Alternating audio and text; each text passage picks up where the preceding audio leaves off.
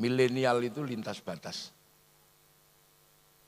Lintas batas pengetahuan, lintas batas kebudayaan, itu milenial.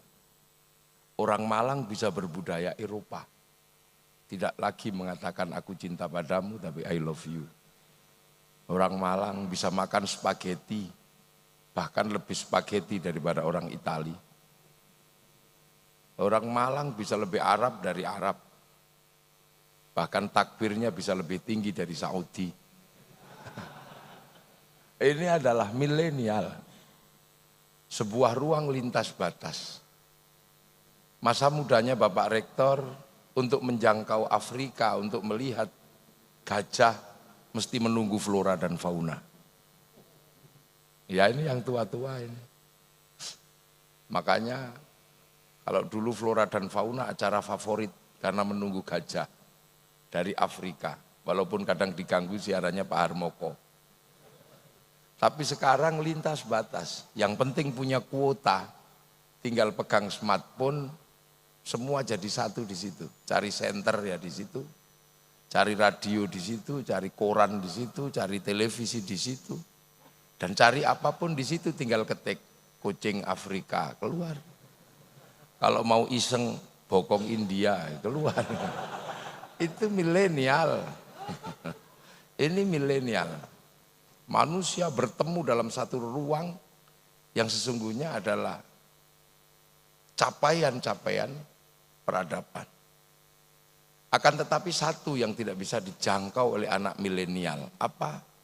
Batas teritori negara. Engkau bisa menjadi lebih Arab dari Arab, tapi ketika orang Malang pergi ke Arab, tetap ditanya pasportmu mana. Kita bisa lebih Amerika daripada Amerika. Bapak Rektor ini lebih Jerman dari Jerman kayaknya. Tapi kalau ke Jerman tetap ditanya pasportnya mana. Artinya batas teritori makhluk milenial adalah batas negara bangsa.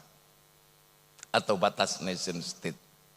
Dan batas negara bangsa atau nation state ini adalah batas yang diberikan oleh Allah berupa pesan khusus pada umat Rasulullah. Umat Nabi Musa tidak mendapat pesan kebangsaan. Umat Nabi Isa tidak mendapat pesan kebangsaan. Bisa kita telusuri dari Injil dan dari Taurat. Kenapa? Karena umat-umat sebelum Rasulullah ini umat yang sangat sektoral. Bahkan ada yang landlock, ada yang terkunci di daratan. Nabi Adam umatnya baru satu keluarga.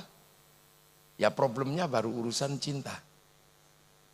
Nabi Nuh umatnya satu kampung. Dan pikniknya juga belum jauh. Jadi jauh karena dilemparkan banjir.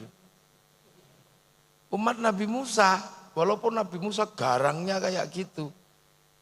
Baru seputaran Mesir sama Filistin. Nabi Isa baru sampai Romawi, itu pun Romawi yang datang. Umat Nabi Musa belum sampai Malang. Apalagi sampai Kangean belum. Kalau ada yang di Kangean. Tapi umat Rasulullah ini adalah umat yang sudah lintas batas. Ketika Rasul jadi nabi, seluruh dunia sudah ada isinya. Sudah ada makhluknya. Dan makhluk di zaman Rasulullah sudah punya identitas bangsa. Makanya pesan waja'alnakum syu'uban wa qabaila cuman dikunci dengan satu kalimat lita'arofu, agar kalian saling pengertian. Karena Rasulullah jadi nabi itu umatnya sudah macam-macam. Dan bentuknya sudah berubah. Nabi Adam bentuknya masih tinggi ya segede inilah kalau Nabi Adam. 60 dhiro' itu, sak dhiro' segini. Artinya sekitar 55 meter.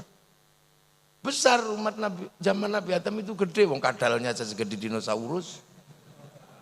Besar memang. Iya zaman Nabi Musa itu bulunya itu masih menusuk kain. Jadi Nabi Musa itu kalau pakai jaket itu bulunya keluar menusuk bajunya itu ya kayak landak gitu kira-kira lah. Tapi zaman Nabi Muhammad pergeseran manusia lepas dari benua, lepas dari pulau menghasilkan wajah dan bentuk yang sudah berbeda Beda, sudah yang masih terkunci di Arab berubah. Apa tetap cantik, ganteng. Yang bergeser ke Eropa tinggi besar rambutnya merah. Yang bergeser ke Afrika hitam gosong kayak kopi. Yang geser ke Cina berubah menjadi tembem sipit-sipit. Yang geser ke Indonesia menjadi kecil-kecil, pesek-pesek, minimalis. Lah ini ketika Nabi Muhammad jadi Nabi. Makanya pesan kebangsaan itu diberikan kepada Nabi. Dan untuk menghindari agar tidak terjadi perbenturan peradaban, perbenturan kemanusiaan, kaum muslimin itu diajarkan satu. Yang pertama sholat. Sudahlah kamu sholat situ. Ini menghadap kemana? Ini masjid sini. Menghadap ke barat. Gak boleh masjid di Indonesia menghadap ke timur, gak boleh. Masjid ke barat sana. Sholatnya. Karena di sana ada kiblat. Kiblat itu di Makkah. Wujudnya batu yang ditumpuk. Yang merupakan tanda peradaban pertama di muka bumi. Muka bumi itu peradaban Adam yang disebut inna awwala baiti wudi'a lin-nasi lalladzi bi Bakkah mubarakah. Agar kita selalu ingat ke sana karena Nabi Adam turun, tandanya itu. Untuk mengingat kita bahwa kita ini akan pulang ke kampung halaman dan untuk mengingat bahwa kita ini alien yang pertama, itu aja. Loh, manusia ini alien pertama karena turun dari langit. Ya makanya karena alien ya rakusnya luar biasa, pinternya luar biasa, memimpinnya luar biasa dan bentuknya paling bagus, wong alien. Kita ini makhluk langit, makanya bentuknya ya berbeda dengan kambing. Makanya kita disebut ahsani takwim, bentuk terbaik. Kambing dari dulu mulutnya begitu, kalau lapar Mbak kalau pengen kawin Mbak itu udah dari dulu. Tapi mulut manusia bisa ngomong, bisa bahkan tidak bunyi pun bisa ngomong. Ahsani takwim, tangannya paling baik. Tangan monyet kalah sama manusia, tangan monyet gak bisa utek-utek upil, gak bisa. Ngupil gak bisa. Tangan manusia bisa, ini ahsani takwim. Bahkan bisa ngomong.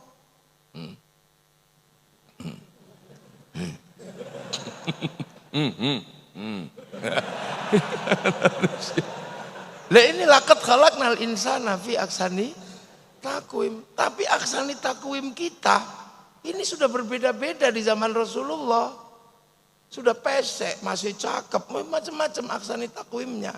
Lah kita kebagian ahsani takwim Indonesia ya minimalis begini. Nah maka agar manusia itu tidak lupa walaupun berbeda-beda, dulunya tetap satu. Jadi pelajaran Bhinneka Tunggal Ika itu sebenarnya pelajaran Islam pertama kali dulu. Walaupun kita berbeda-beda, kita dulu punya nenek moyang yang satu. Nabi Adam, Siti Hawa. Dan pertemuan Nabi Adam dan Siti Hawa disimbolkan dalam satu bentuk namanya Jabal Rahmah.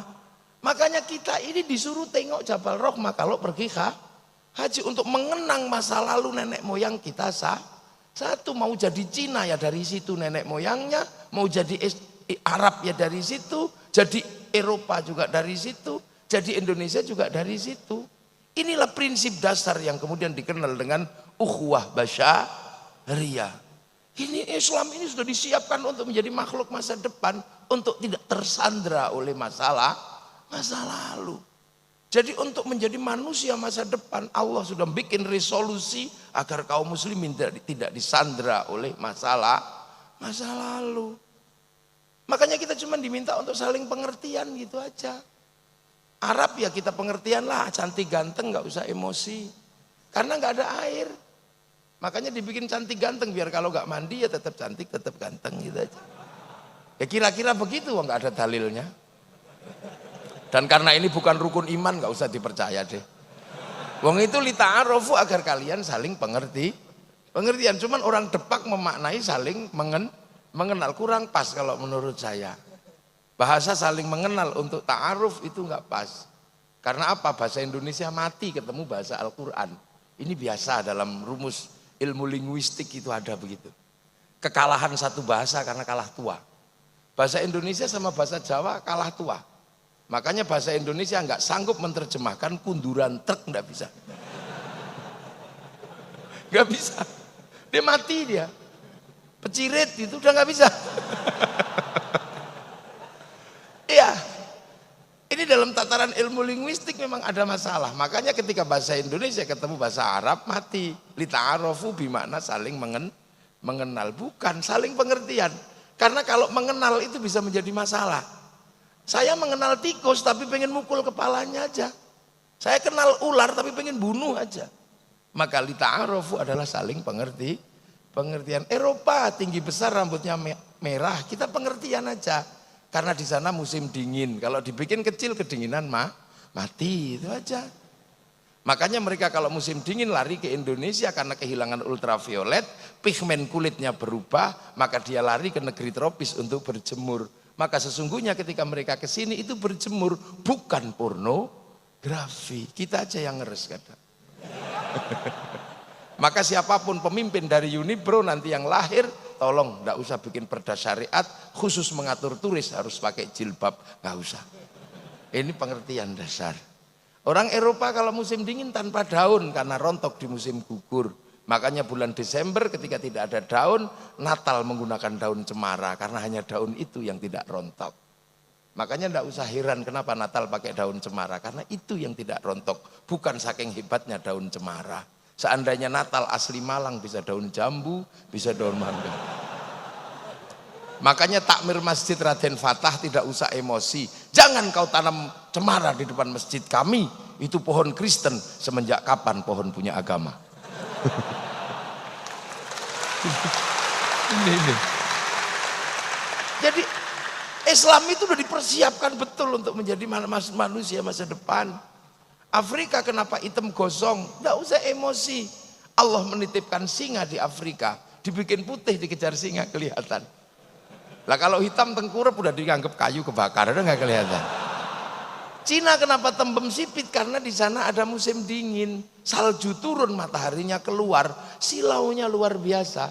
Lama-lama ya begini mengsilau. Indonesia kenapa kecil-kecil, pesek-pesek dan minimalis? Allah menempatkan kita di buminya yang paling indah namanya Indonesia. Lah itu aja kita diminta pengertian aja, lita'arofu agar pengertian. Ini Islam dipersiapkan dialektikanya. Makanya Islam ini makhluk masa depan betul. Jadi kalau sudah lihat Jabal Rahmah kok nggak mengerti perbedaan antar bangsa dan perbedaan manusia, ini pasti hajinya mardut. Eropa apa dikasih bekal itu? Tidak. Bagi Eropa ras terbaik adalah ras Arya. Ras Arya ini ras terbaik, kulit putih terbaik. Makanya ketika Christopher Columbus terdampar di Tanjung Harapan menemukan orang Afrika, dianggap bukan manusia. Dianggap ini adalah neraka yang dibiarkan oleh Allah karena kejahatan di dunia dibalas oleh neraka, dibakar tapi tidak boleh mati agar bisa disiksa lagi. Orang gosong dengan rambut hitam adalah bukti neraka itu ada. Makanya Christopher Columbus menembaki orang Afrika.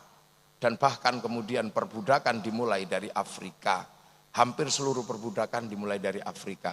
Maka Afrika ketika menghindari perbudakan, maka konsep kecantikannya berbeda dengan orang lain. Tanpa bibir itu cantik, tanpa telinga itu cantik. Karena dipotong untuk menghindari perbudakan. Dan cerita perbudakan dari Afrika yang paling mengerikan adalah cerita Amistad, di mana manusia Afrika dikapalkan dalam satu lambung, ditumpuk seperti kayu. Yang mati dibuang di laut, yang selamat dijadikan budak di Eropa. Peristiwa Amistad adalah peristiwa kemanusiaan yang tidak bisa dihapus sampai hari ini. Dan Amistad akhirnya meninggalkan satu keindahan yang kita bisa rasakan. Dalam duka mereka menciptakan musik yang dikenal dengan musik akapela. Musik akapela akhirnya didekonstruksi oleh orang Eropa menjadi musik jazz, menjadi musik kelangenan. Musik jazz kemudian diadaptasi lagi, didaur ulang menjadi musik blues yang dijadikan alat pemberontakan namanya musik rock. Ketika masuk Indonesia berubah menjadi rock dude. Ini ya. Orang Eropa masuk ke Indonesia tidak pernah memandang kita adalah manusia. Karena bagi mereka di luar ras Arya adalah bukan manusia. Dan pola pikir itu tercetak bahwa selain manusia adalah keturunan monyet. Dan monyet tertua ada di Nusantara namanya Pithecanthropus erectus, Zuluensis dan Wajakensis. Makanya kemudian Belanda memperlakukan orang Indonesia tidak lebih dari manusia. Itu harus kita pahami. Makanya di Pulau Jawa Belanda menyebut orang Jawa dengan sebutan kowe. kowe adalah munyuk. Karena alat anak monyet namanya munyuk, dan dia tidak punya hak konstitusi. Makanya orang Jawa Timur jarang yang menyebut kowe, tapi kon, iso dikongkon. Meningkat dikit yang punya hak konstitusi namanya sampean karena kaki. Penjenengan kang jumeneng, sinuwun kang dimintai, ngarso dalam yang berdiri di depan manusia. Makanya jangan sebut temannya kowe karena itu tinggalan Belanda, karena kita disebut Pithecanthropus wajakensis soloensis. Wah, inilah. Jadi resolusi itu sudah dibuat, maka dialektika kebangsaan Islam itu dialektika masa depan. Kemudian sejarah manusia ini hampir punah dan hilang. Allah mengutus Nabi Ibrahim untuk mencari jejak itu. Dan jejak itu akhirnya ditemukan di sebuah lembah. Ketika jejak itu ditemukan, Nabi Ibrahim cuma melantunkan sebuah doa. Rabbana inni askantu min dzurriyyati biwadin ghairi dzi zar'in 'inda baitikal muharram. Rabbana liyuqimus sholata waj'al afidatan minan nasi tahwi ilaihim warzuqhum minats tsamarati la'allahum yashkurun. Karena jejak ini ditemukan oleh Nabi Ibrahim, maka seluruh manusia bersepakat bahwa Nabi Ibrahim adalah Abul Anbiya wal Mursalin. Dan sampai hari ini Nabi Ibrahim dikenal oleh seluruh manusia dengan nama yang berbeda. Ada yang mengenal Ibrahim dengan istri Sarah, ada yang mengenal Abraham dengan istri Sarah, ada yang mengenal Brahma dengan istri Saraswati. Orang Hindu mengenal Brahma, istrinya Saraswati. Orang Ibrahim mengenal istri Sarah, mengenal Abraham, istrinya Sarah. Sudah selesai di situ, ada resolusi konflik. Kemudian Nabi Ibrahim meninggalkan dua jejak kelahiran, yang satu berputra namanya Ishak, yang satu berputra namanya Ismail. Dari Ishak lahir Yakub atau Israel, dari Israel melahirkan sebuah bangsa namanya Bani Israel. Dari Bani Israel lahir Nabi Musa melahirkan peradaban Yahudi, dari situ lahir Isa melahirkan peradaban Nasrani, dan dari Islam dilahirkan dari peradaban Ismail punya Nabi Muhammad sallallahu alaihi wasallam, peradabannya Islam. Yang satu berpusat di Masjidil Haram, yang satu berpusat di Baitul Maqdis. Maka harus ada resolusi konflik. Resolusi konflik itu diselesaikan oleh Allah dengan mengangkat Rasulullah ke langit, minal Masjidil Haram ilal Masjidil Aqsa. Ini luar biasa persiapan Islam untuk menjadi agama masa depan. Dan agar simbol Ibrahim tidak hilang, maka kaum muslimin jejak Ibrahim diadakan dan dibiarkan utuh dan untuk dinapaktilasi. Bekas Nabi Ibrahim diabadikan dalam sebuah batu namanya Maqam Ibrahim. Jejaknya Nabi Ismail diabadikan dalam sebuah bentuk namanya Hijir Ismail. Lari-larinya Siti Hajar diingatkan dalam Sofa dan Marwah. Lempar setan dalam Jamarat Ula, Wusqa, Aqobah, dan begitu seterusnya. Dan kaum muslimin mengambil alih simbol itu dengan ibadah haji. Makanya biar kaum muslimin yang paling akhir tidak lupa dengan Ibrahim dan keturunannya, maka resolusinya minal Masjidil Haram ilal Masjidil Aqsa, dan di situ kaum muslimin disuruh sholat. Dan di dalam sholat kemudian ada titik di mana kita harus rela antar perbedaan dengan satu saudara yang berbeda agama. Yang Muslim dengan cara Islamnya, yang Yahudi dengan cara Yahudinya, yang Nasrani dengan cara Nasraninya. Maka kemudian Islam, ajaklah mereka ke jalan Tuhanmu. Ud'u ila sabili rabbika bil hikmah. Ajak yang baik. Kalau enggak bisa ya sudah doakan. Karena sholat mengajarkan doa juga untuk mereka yang tidak bisa diajak. Doa itu dikenal dengan kama shallaita ala sayyidina Ibrahim wa ala ali sayyidina Ibrahim. Kama barakta ala sayyidina Ibrahim wa ala ali sayyidina Ibrahim. Luar biasa. Jejak masa lalu tidak menyandera kaum muslimin, karena kaum muslimin disiapkan untuk menjadi makhluk masa depan. Dan hari ini ketemu semuanya. Di era milenial ini ketemu antar bangsa. Orang Jepang tidak perlu datang ke Malang, tapi mic-nya hari ini saya pakai untuk pengajian. Orang Jepang tidak datang, orang Korea tidak datang, tapi Samsungnya kita pakai setiap hari. Kita tidak perlu kedatangan orang Yahudi. Tapi kita pakai uang yang dulu dikeluarkan oleh satu sistem yang namanya perbankan, yang dimulai oleh Rothschild Rockefeller ketika dia membuat sebuah bank namanya Bank Devisa New York, yang akhirnya menjadi bank yang paling berguna dan diandalkan oleh Amerika, berpusat di Wall Street Amerika, yang mengontrol seluruh sistem perbankan dunia. Sehingga kita kalau pergi haji pun harus menggunakan sistem perbankan, karena uang tidak mungkin dititipkan sama pilot atau kondektur, nggak bisa. Duk kondekturnya ini mana ini? Inilah dunia baru, dunia masa depan kaum muslimin udah diselesaikan. Kita nggak bisa pergi haji dengan sederhana tanpa bantuan orang Yahudi, karena uang Yahudi dan pemikiran Yahudi mampu membuat Boeing dan Airbus, dan kita menggunakan pesawat sehingga kaum muslimin kalau pergi haji tidak perlu berenang. Perempuan-perempuan kita sekarang menjadi cantik karena ditolong oleh sistem farmasi muka sama farmasi bau yang ada di Perancis, yang namanya bedak sama parfum. Bedak Malang ketinggalan zaman karena beras ditumbuk, blonteng semua. Ini masa depan baru, ini dunia. Para kiai ketika pakai peci, maka para kiai menggunakan peci buatan Cina.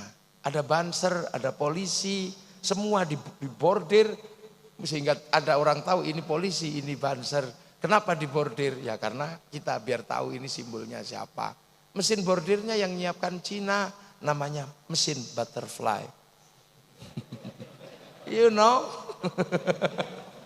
Lampu menjadi terang, pekerjaan Thomas Alva Edison.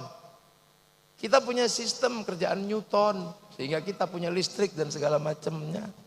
Kita bisa menemukan dunia baru dengan sistem etalase pengetahuan yang luar biasa. Ini pekerjaan siapa? Pekerjaan Einstein. Ya kan? Loh, ini dunia baru dan kita saling make. Makanya kaum muslimin tidak usah terlalu heran kalau kita hari ini bersatu. Maka Rasulullah hanya berpesan, mayyuridillahu bi khairan yufaqihu fiddin. Siapa yang dikehendaki menjadi baik oleh Allah, dikasih ngerti dalam urusan agama. Lah khairan di situ nakirah. Khairan itu kalau nakirah maknanya khairan kamilan, kebaikan yang sempurna. Manusia enggak sempurna. Makanya kebaikan manusia enggak bisa berdiri sendiri. Enggak bisa kebaikan manusia berdiri sendiri. Hari ini pengajian ini baik. Siapa yang paling baik? Saya. Udah nggak usah protes. Jadi kalau pengajian ini baik, yang terbaik siapa? Saya. Sudah nggak usah pakai protes. Dikasih mic, dikasih minum, ditunggu, disambut. Acara tidak mulai kalau saya belum datang. Karena saya orang paling baik. Iya nggak usah protes. Tapi karena kebaikan saya itu nggak bisa berdiri sendiri, maka saya nggak boleh mengaku yang paling baik. Saya menjadi baik karena ada Pak Rektor yang mengizinkan masjidnya dipakai pengajian. Nah kalau sudah baik itu bagusan saya apa Pak Rektor? Ya ribut dua. Ada yang bilang ya Pak Rektor katanya. Ya saya bilang, nah kalau saya nggak datang ya Pak Rektornya jelek. Pengajiannya nggak datang. Itu baru dua, kebaikan sudah ributnya luar biasa. Apalagi kalau sampean ikut-ikutan. Kebaikan karena kami Kiai. Nah kenapa? Karena kami mau datang. Coba kalau kami nggak datang, bukan pengajian, nah terus apa? Cek sound, ini susah gitu. Loh, lihat kan? Nah kita bisa duduk di sini karena apa? Ada masjid. Yang bangun masjid siapa? Unibro, dapat duit dari mana? Dari negara. Maka kemudian kiai jangan kemudian sembrono. Kenapa? Tidak boleh kiai udik-udik sesuatu yang terkait dengan masjid. Masjid itu juga terkait sama rokok. Loh iya kan, masih terkait sama rokok. Karena rokok menghasilkan cukai 175 triliun masuk APBN. Dari APBN untuk bangun masjid. Loh ya toh. Maka kiai tidak sembrono, rokok haram nggak bisa. Karena kalau rokok haram cukainya haram, masuk APBN, APBN-nya haram. Untuk bangun masjid, masjidnya haram. Maka orang yang mengharamkan rokok dosa masuk masjid sini.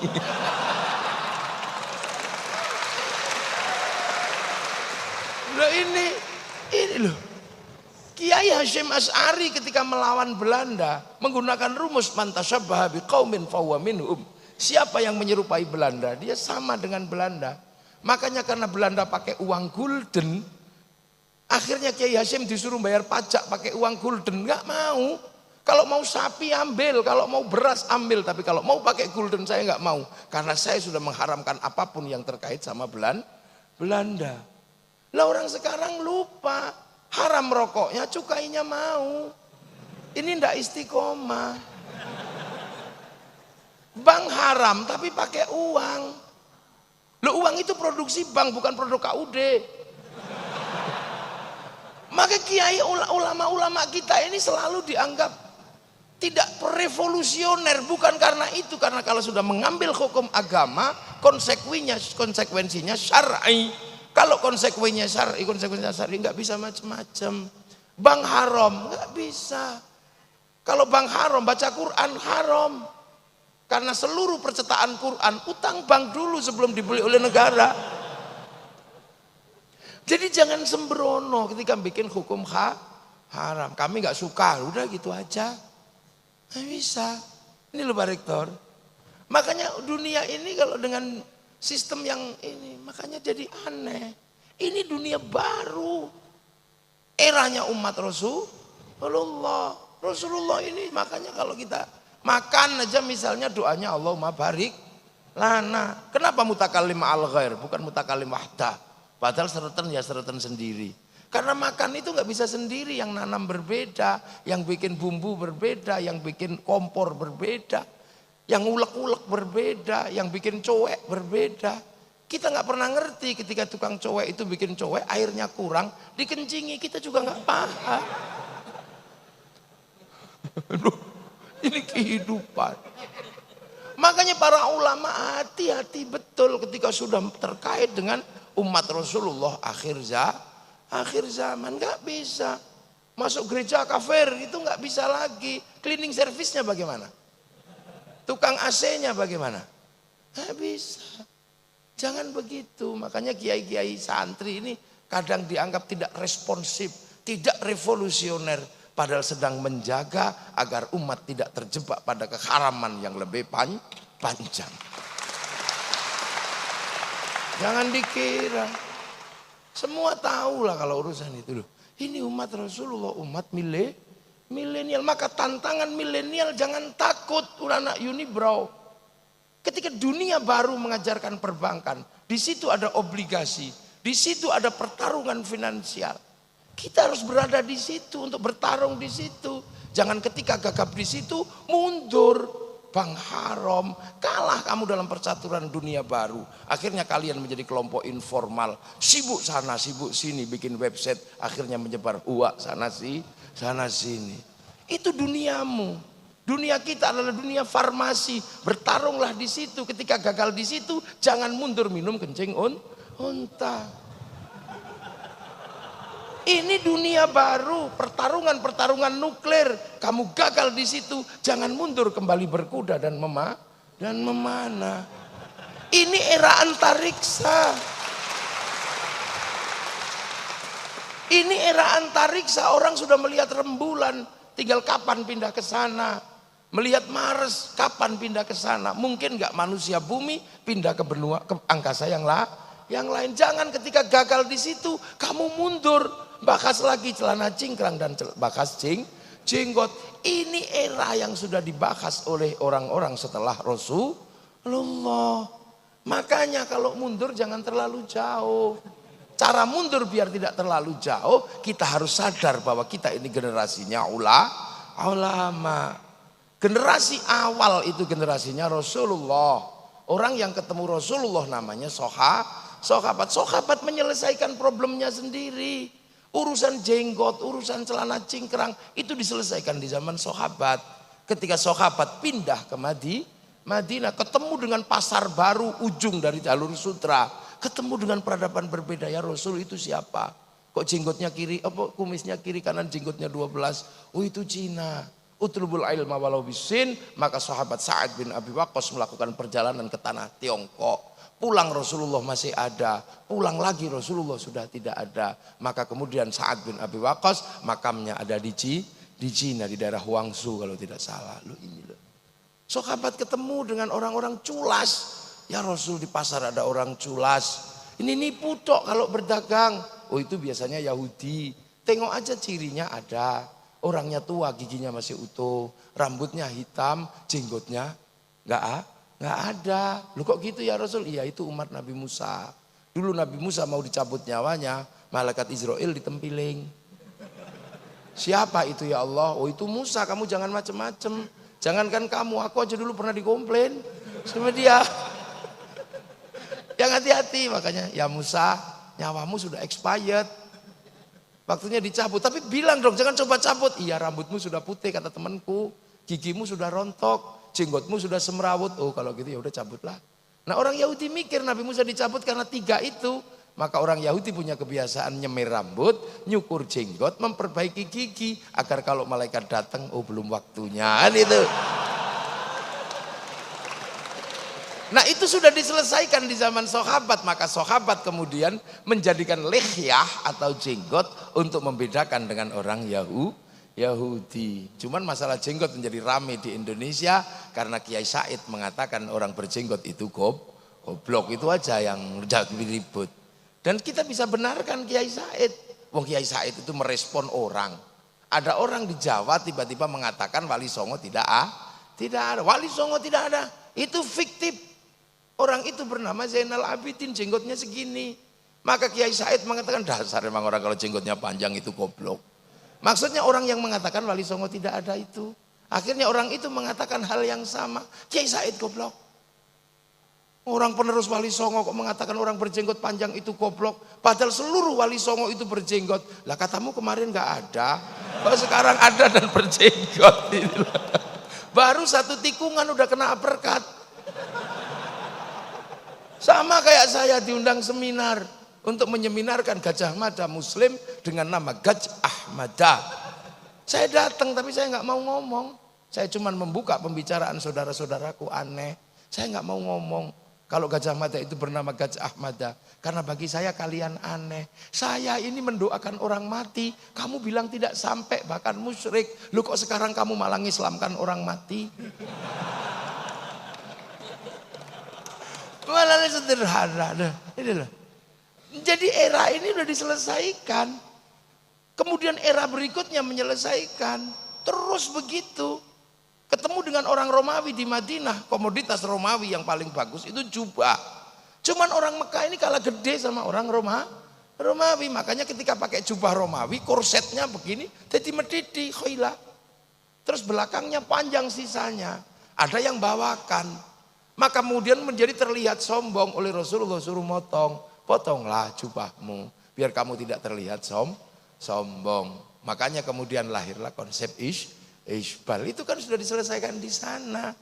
Tapi orang-orang kadang tidak mau mengerti itu. Karena tidak menggunakan manhaj sahabat. Tapi langsung kembali kepada Quran dan sunnah. Jadi nggak ngerti itu sudah diselesaikan oleh era sahabat.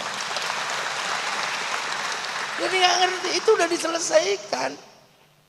Itu sudah diselesaikan. Kembali pada Quran dan sunnah. Itu terjadi di zaman Sayyidina Ali. Di zaman Rasulullah nggak ada masalah. Karena semua umat dimong, di kiaeni itu kan. Direktori sama Rasulullah ibaratnya begitu. Di zaman Sayyidina Abu Bakar, ketika Rasulullah meninggal bingung semua. Ada yang mengatakan karena keributan politik. Maka Rasulullah sampai 3 hari tidak dikubur. Itu adalah analisa bodoh kalau menurut saya. Kenapa Rasul tidak dikubur sampai 3 hari? Nggak ada orang percaya Rasul itu meninggal. Jangan-jangan tidur. Wong Rasulullah naik ke langit aja nggak mati. Masa tiba-tiba mati? Jangan-jangan nanti kita kubur hidup lagi. Itu kegalauan kaum muslimin. Makanya nggak ada yang berani kubur. Jangan-jangan wong Rasulullah itu nggak kayak kita. Kalau kita mati kan gitu. Rasulullah meninggal itu dalam keadaan tersenyum seperti orang tidur. Karena seperti orang tidur semua takut mau dikuburkan. Gak ada yang berani. Ini jangan-jangan cuman tidur. Memang matinya yang lain. Gitu ya kalau ini jelas mati. Rasul itu seperti orang tidur. Nggak ada yang berani. Analisa orang-orang sekarang karena analisa pengen mengkaitkan kerusuhan dengan politik. Rasul sampai dikubur 3 hari tidak dikubur. Karena apa? Rebutan kekuasaan. Bukan. Orang takut ngubur Rasulullah. Karena orang sepertinya masih tidur begini. Jangan-jangan nanti bangun apa. Sampai akhirnya Sayyidina Ali dan Siti Fatimah memutuskan. Iya sudah meninggal karena ada wasiat-wasiat bahwa Abah Arab Sedo. Gitu. Setelah itu zaman Sayyidina Umar, zaman Sayyidina Utsman sudah ribut. Zaman Sayyidina Ali sudah bertanya, ya Ali kenapa zaman Rasulullah itu tentram enak. Sayyidina Ali mungkin saking jengkelnya jawab, ya karena zaman Rasulullah muridnya kayak saya. Lah zamanku muridnya kayak kamu kayak gitu. Oh ibut itu. Oh ibut kacau sudah. Akhirnya karena keributan. Ada yang bikin, yaudah deh kita kembali pada Quran dan Sunnah. Ketika kembali pada Quran dan Sunnah, ribut lagi kembali pada Quran. Yang satu ketemu sitati ayamin, yang satu ketemu kun fayakun, yang satu ketemu innallaha ala kulli syai'in qadir, yang satu ketemu innallaha la yughayyiru ma biqaumin hatta yughayyiru ma bi anfusihim. Akhirnya ada umat yang diopeni sama Ghilan ad-Dimashqi Ma'bad al-Juhaini dengan aliran akal namanya Qadariyah. Ada yang diopeni sama Jaham bin Sofwan dengan aliran takdir. Ada yang mengatakan ya udah deh biar saya nggak kesana nggak kesini namanya Murji'ah. Sampai karena saking pusingnya Quran kok tambah ruwet. Akhirnya ada orang berani mengatakan ya karena Quran dunia maka yang asli itu di Lauhil Mahfud ini kudus ini makhluk. Orang yang berani mengatakan itu namanya Wasil bin Atha yang kemudian melahirkan konsep besar namanya Mu'tazilah. Dan Mu'tazilah itu ekstrim. Kenapa? Ya kalau orang baik ya pakai akal. Sampai Quran ya syukur. Nah kalau nggak sampai ya kesalahannya goblok. Makanya dia nggak nyampe karena goblok. Nah kalau pinter ya surga lah. Kalau goblok ya neraka. Nah tapi kan manusia ada yang kadang pinter kadang goblok. Ada 50-50. Oh kalau itu tidak di surga dan di neraka. Lah di mana? Tempat rehabilitasi. Lah tempat rehabilitasi itu apa namanya? Al-Mangzilah bainal Mangzilah. Urusan-urusan seperti ini sebenarnya semua sudah dilewati oleh para sahabat di generasi sahabat berbeda dengan generasi tabi'in. Makanya santri tidak pernah terjebak dalam perdebatan masa lalu karena santri selalu menjaga ada etape antara Rasulullah dengan umat. Yang ketemu Rasulullah namanya sahabat. Yang ketemu sahabat namanya tabi'in, yang ketemu tabi'in namanya tabi'at tabi'in, yang ketemu tabi'at tabi'in namanya tabi'at tabi'in. Nah kalau kita ketemunya namanya ulama. Nah itu kan maka siratal mustaqim itu dimaknai siratal anbiya wal mursalin. Ini yang ketemu ya cuma sahabat. Makanya sahabat itu hanya orang Arab karena yang ketemu Rasul namanya Abu Bakar, Umar, Utsman, Ali. Enggak ada sahabat namanya Joni, enggak ada. Nah setelah itu siratal syuhada'i wassalihin, siratal aulia, baru kemudian siratal ulama. Lah kita ini ketemu dengan siratal ulama karena kita ini adalah generasinya para ulama. Maka kemudian runtutan yang panjang ada ilmu namanya ahli sunnah wal jamaah. Sunnah wal jamaah pertama sahabat, wal jamaah kedua tabi'in, wal jamaah ketiga tabi'at tabi'in, dan kita wal jamaahnya ulama. Makanya santri tidak pernah bermasalah karena tahu ini peristiwa. Lah yang bermasalah itu siapa? Yang lupa dengan jalan yang panjang langsung kembali kepada Rasulullah. Mesti konslet semua kalau ini sudah terjadi. Dia lupa era madhab sudah dibicarakan, era tabi'in sudah dibicarakan. Makanya santri enak bahwa kita muridnya ulama, al ulama warasatul anbiya, pewaris. Namanya pewaris kan ditanya dari mana warisanmu? Kalau sampean nanya, saya dapat warisan dari mana? Dari orang tua saya. Orang tua saya diwarisi dari guru-gurunya. Diwarisi dari siapa? Dari Kiai Fakih. Kiai Fakih diwarisi dari siapa? Dari gurunya Kiai Abdul Hadi. Kiai Abdul Hadi diwarisi siapa? Kiai Hasyim Asy'ari. Kiai Hasyim Asy'ari diwarisi siapa? Kiai Asy'ari. Kiai Soleh, Kiai Khalil. Lah Kiai Asy'ari dari mana? Dari Kiai Khairon Purwodadi. Kiai Khairon diwarisi ilmu dari mana? Dari Kiai Abdul Wahid Solotigo. Murid siapa? Murid Kiai Abdul Halim Boyolali. Murid siapa? Kiai Sufyan Tuban. Murid siapa? Kiai Jabar Tuban. Murid siapa? Kiai Abdurrahman Lasem. Murid siapa? Kiai Abdul Halim Benowo. Murid siapa? Kiai Cokrojoyo Sunan Geseng. Dia murid siapa? Dari Sunan Kalijaga. Dia murid siapa dulu? Murid Sunan Bonang. Murid siapa? Murid Sunan Ampel. Bang Ampel murid siapa? Mbak Ibrahim Asmoro Kondi. Murid siapa? Sayyid Jumadil Kubro atau Sayyid Jamaluddin Al-Husaini Al-Kabir. Itu murid siapa? Sayyid Muhammad. Murid siapa? Sayyid Ahmad Jalaluddin. Murid siapa? Sayyid Abdul Malik. Murid siapa? Sayyid Alawi Amil Faqih. Dia murid siapa? Sayyid Ahmad Sohib Mirbat. Murid siapa? Sayyid Ali Khalid Qasam. Murid siapa? Sayyid Alwi. Murid siapa dia? Murid Sayyid Muhammad. Dari mana dia dapat? Dari Sayyid Alwi.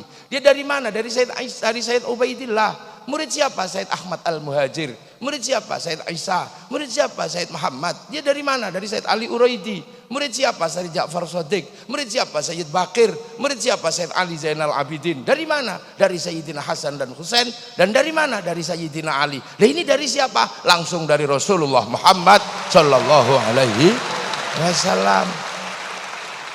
Jadi tidak perlu mempersoalkan ini. Lah kebetulan kita ini di sini. Para ulama keluar dari Arab. Para sahabat keluar dari Madinah ketemu orang Persia. Orang Persia agamanya Majusi, cerdas-cerdasnya luar biasa. Punya negara besar namanya negara Persia. Lah rajanya siapa? Rustum. Orang Jawa mengenalnya Rustam. Yang masuk ke situ Sayyidina Ali, enggak ribut. Tapi pelan-pelan Sayyidina Ali punya sikap yang baik. Raja Rustum tertarik mengambil menantu Sayyidina Husain. Akhirnya Sayyidina Husain diambil menantu Raja Rustum. Lahir Sayyid Ali Zainal Abidin. Nah dari situ terlihat ada peradaban baru, nuansa baru. Orang dulu di situ di Persia orang Majusi. Majusi menyembah api. Dalam ilmu pengetahuan modern disebut Zoroaster.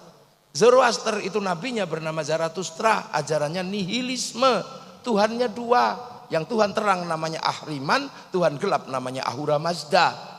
Oleh Al-Quran disebut Majus atau Majusi penyembah api. Tapi api Majusi kalau disembah ditaruh di bangunan yang sangat tinggi namanya Manaro. Begitu masuk Islam mereka tidak menghilangkan Manaro, cuman menghilangkan api. Manaro ditaruh di depan masjid. Dunia Islam melihat Manaronya Majusi yang masuk Islam di depan masjid bagus, maka seluruh dunia Islam berlomba-lomba mencontoh membangun Manaro. Itulah yang kemudian dikenal dengan nama menara, sampai Malang namanya Menoro. Ini dunia baru, ya. Dan di situ terjadi kekacauan yang luar biasa. Kenapa Sayyidina Husain terbunuh? Seluruh cucu Rasulullah dibantai pada tanggal 10 Asyura. Maka kemudian seluruh dunia Islam berduka. Termasuk di Indonesia, Asyura diambil ekornya namanya Suro. Makanya bulan Asyura karena itu bulan duka. Makanya orang Indonesia tidak mantu, tidak menikahkan anak di bulan Syuro. Tidak mantu, bikin bubur merah putih, bubur merah tanda darah yang tumpah, bubur putih tanda tulang yang pecah. Kemudian bikin santunan anak yatim. Di Jogja puter beteng tidak ngomong, ini bulan duka jangan terlalu banyak mulut. Di Solo kalau muter beteng kemudian ngikuti kebo Kiai Slamet, kebonya diusap-usapkan ke tubuh. Dan itulah yang kemudian menghasilkan budaya jangan bersolek. Karena ini bulan Asyura, bulan Suro. Lah orang Jawa itu kalau kepanjangan kan diambil ekornya aja. Zainal Abidin, Bidin. Zainal Arifin, Ipin. Muhammad, Mat. Itu kan biasa. Mat Ali, Mat Karim. Mat Solar. Lah, tapi bagi orang yang tidak mengerti, ini kena korban hoa. Apa hoanya? Orang Jawa tidak mantu di bulan Suro karena hormat Nyi Roro Kidul mantu. Ini hoa. Hoa dari mana? Hoa dari Belanda. Ketika Belanda menyuruh seorang santri yang kere, yang tidak punya kekayaan apa-apa, nggak tahan akhirnya ikut Belanda, namanya Ngabdullah atau Abdullah. Dia disuruh nulis 2 serat, yang satu serat Darmo Gandul Kadoloco, yang satu bernama serat Sabnoyo Genggong. Sabdo Palon Noyo Genggong dibuka dengan cerita yang nyerang Majapahit adalah Raden Fatah, mumpung ini namanya masjidnya Raden Fatah. Ya, yang nyerang Majapahit itu Raden Fatah. Artinya dia anak durhaka karena menyerang bapaknya. Bukan. Yang diserang Raden Fatah adalah Girindrawardhana, musuh Brawijaya V. Kenapa Girindrawardhana memusuhi Brawijaya V? Karena Girindrawardhana adalah cucu dari orang yang bernama Jayakatwang. Jayakatwang itu siapa? Yang bunuh Kertanegara. Dan Jayakatwang dibunuh sama menantu Kertanegara yang namanya Wijaya, yang akhirnya bergelar Brawijaya di sini. Hebat dia, istrinya 4.